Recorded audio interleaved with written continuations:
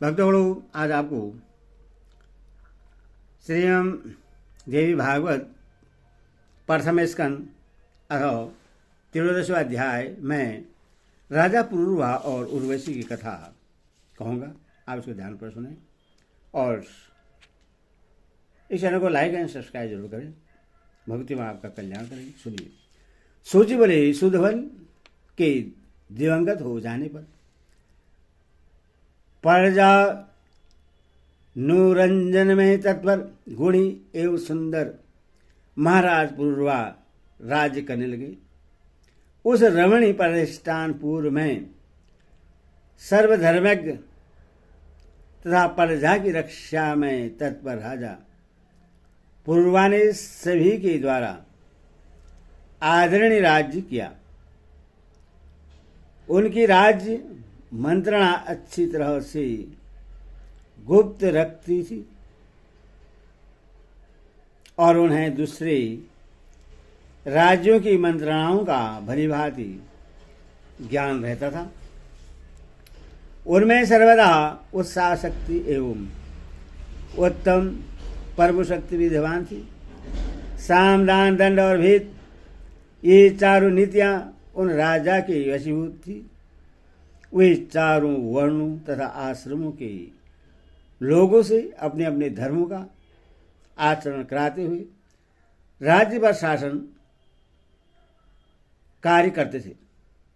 वे राजा पुरूरवा विपुल दक्षिणा वाले विविध यज्ञ करते थे और पवित्र दान किया करते थे। राजा पुरूरवा के रूप, गुण, उदारता, शील, ऐश्वर्य एवं वीरता की प्रशंसा सुनकर उर्वशी उनके वशीभूत हो गई। उन दिनों वह भी बर्मा के शाम से पृथ्वी पर मनुष्य योनि में आई थी। अतः उस मानिनी ने उन राजा को गुणी जानकर उन्हें पति के रूप में स्वीकार कर लिया।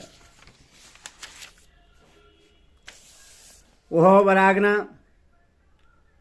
इस प्रकार की शर्त रखकर वहीं रहने लगी। उसने कहा, राजन, ये दोनों भेड़ के बच्चे मैं आपके पास धरोहर के रूप में रखती हूँ। हे मानद, आप इनकी रक्षा करें। हे निर्मल, दूसरी शर्त है कि मैं केवल घी ही खाऊंगी और कुछ नहीं। और हे महाराज, तीसरी शर्त है कि सहवास के अतिरिक्त किसी दूसरे समय में मैं आपको कभी वस्त्र विहीन अवस्था में न देखूं। हे राजन, यदि आप इन कही गई शर्तों को भंग करेंगे तो मैं उसी समय आपको छोड़कर चली जाऊंगी। यह मैं सत्य कह रही हूं। इस प्रकार उस कामनी उर्वशी ने जो कहा था उससे राजा ने स्वीकार कर लिया और उर्वशी सांप से उद्धार पाने की इच्छा से राजा पुरूरवा को प्रतिज्ञाबद्ध करके वहीं रहने लगी। उर्वशी के द्वारा मुक्त किए गए राजा सब धर्म कर्म त्याग कर अनेक वर्षों तक भोग विलास में पड़े रहे।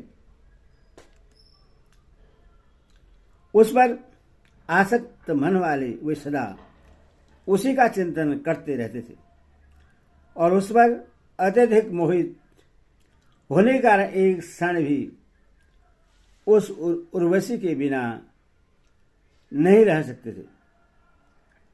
इस प्रकार जब बहुत वर्ष बीत गए तब देवलोक में इंद्र ने अपनी सभा में उर्वशी को अनुपस्थित देखकर गर्दभों से पूछकर कहा, हे गर्दभगण, तुम सब लोग वहां जाओ और प्रतिज्ञाबद्ध राजा के घर से भेड़ों को चुराकर उर्वशी को ले आओ, क्योंकि उर्वशी के बिना मुझे यह स्थान अच्छा नहीं लगता। अथवा जिस किसी भी उपाय से उस कामनी को तुम लोग लाओ। तब इंद्र के ऐसा कहने पर विश्वावसु आदि प्रधान गणधर्वों ने वहां से आकर रात्रि घोर अंधकार में राजा पुरुरवा को विहार करते देख उन दोनों भेड़ों को चुरा लिया। तब आकाश मार्ग में जाते हुए चुराए गए वे दोनों भेड़ जोर से चिल्लाने लगे। अपने पुत्र के समान पाले हुए भेड़ों का कर्दन सुनते ही उर्वशी ने क्रोधित होकर राजा पुरुरवा से कहा, हे राजन, मैंने आपके सम्मुख जो पहली शर्त रखी थी वह टूट गई। आपके विश्वास पर मैं धोखे में पड़ी, क्योंकि पुत्र के समान मेरे प्रिय भेड़ों को चोरों ने चुरा लिया। फिर भी आप घर में स्त्री की तरह शयन कर रहे हैं। अपने को वीर समझने वाले नपुंसक, इस अधम स्वामी के द्वारा मैं नष्ट कर दी गई। सर्वदा प्राणों के समान मेरे दोनों भेड़ अब चले गए। उर्वशी को इस प्रकार विलाप करते देख प्रेम में आसक्त राजा पुरुरवा चोरों के पीछे नग्नावस्था में तुरंत दौड़ पड़ा। उसी समय गणधर्वों द्वारा वहां राजा के भवन में बिजली चमका दी गई, जिसके कारण वहां से जाने की इच्छा वाले उर्वशी ने राजा को नग्न देख लिया। गणधर्व दोनों भेड़ों को वही मार्ग में छोड़कर भाग गए। थके एवं नग्न राजा भेड़ों को लेकर अपने घर चले आए। तब वे उर्वशी को वहां से गई हुई देखकर अत्यंत दुखित होकर विलाप करने लगे एवं लज्जित हुए पति को नग्न देखकर वह सुंदरी उर्वशी चली गई थी। व्याकुल लाचार काम से मोहित तथा एकमात्र उर्वशी में आसक्त चित्त वाले राजा शोक तथा कर्दन करते हुए देश देश में भ्रमण करने लगे। इस प्रकार समस्त भूमंडल पर भ्रमण करते हुए उन्होंने उर्वशी को कुरुक्षेत्र में देखा। उसे देखते ही प्रसन्न मुख वाले निर्पशेष राजा पुरुरवा ने मधुर वाणी में कहा, हे प्रिय, ठहरो ठहरो। हे कठोर हृदय, मैं अब भी तुम पर आसक्त हूं। मैं तुम्हारे बस में हूं, अथवा मुझ निरपराधी पति को तुम मत छोड़ो। हे देवी, जिस शरीर से तुमने इतना प्रेम किया था, जिससे तुमने यहां तक खींच लिया, वह शरीर आज यहीं गिर जाएगा। हे सुंदरी, तुम्हारे द्वारा त्यक्त इस देह को भेड़ी और कौवे खा जाएंगे। इस प्रकार विलाप करते हुए दुखित धीर थके कामातुर और अत्यंत लाचार राजा पुरुरवा से उर्वशी कहने लगी। उर्वशी बोले, हे राजेंद्र, आप मूर्ख हैं, आपका ज्ञान कहाँ चला गया।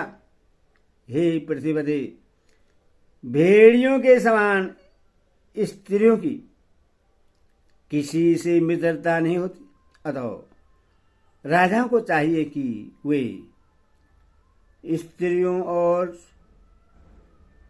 चोरों पर कभी विश्वास न करें।